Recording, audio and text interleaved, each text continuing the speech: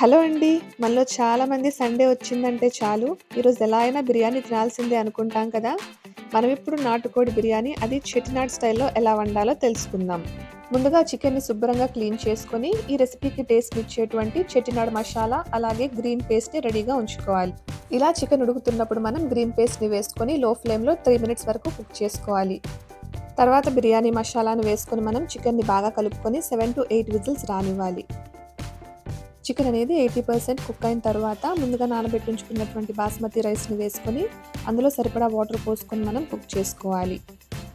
ఈ బిర్యానీ కోసం నేను పెరుగు చట్నీని రెడీ చేసి పెట్టుకున్నాను. మీరు కావాలంటే ఇక్కడ కీరా ముక్కల్ని కూడా యాడ్ చేసుకోవచ్చు.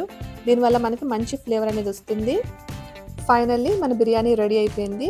మీరు ఈ వీడియో చూస్తున్నట్లయితే మా కోసం ఒక్క సెకండ్ టైం కేటాయించి లైక్ చేయండి. అలాగే మరిన్ని రెసిపీస్ కోసం మా ఛానల్‌ను సబ్స్క్రైబ్ చేయకపోతే ఇప్పుడే సబ్స్క్రైబ్ చేయండి. ఏంటి సగం సగం చెప్పానని చూస్తున్నారా? ఈ రెసిపీ యొక్క ఫుల్ వీడియో కావాలంటే కింద కనబడే లింక్ మీద క్లిక్ చేయండి. మీకు ఫుల్ వీడియో అనేది ఓపెన్ అవుతుంది. అందులో చెట్టినాడ్ మసాలా అలాగే గ్రీన్ పేస్ట్‌ని ఎలా తయారు చేయాలో నేను కంప్లీట్‌గా ఎక్స్‌ప్లెయిన్ చేశాను. నేను చెప్పిన కొలతలతో ట్రై చేస్తే బిర్యానీ అనేది చాలా పర్ఫెక్ట్‌గా కుదురుతుంది. మీరు కూడా తప్పనిసరిగా ట్రై చేయండి. అలాగే ఇలా డిఫరెంట్ టైప్స్ ఆఫ్ బిర్యానీ తినే మీ ఫ్రెండ్స్ ఎవరైనా ఉంటే వాళ్ళకి షేర్ చేయండి. Thank you for watching.